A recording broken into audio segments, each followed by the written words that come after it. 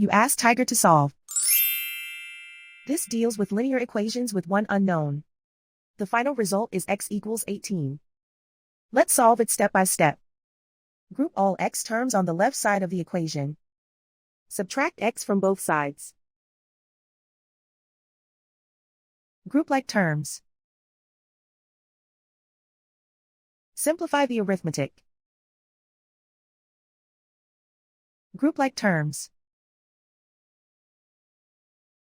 Simplify the arithmetic. Group all constants on the right side of the equation. Subtract 81 from both sides. Simplify the arithmetic.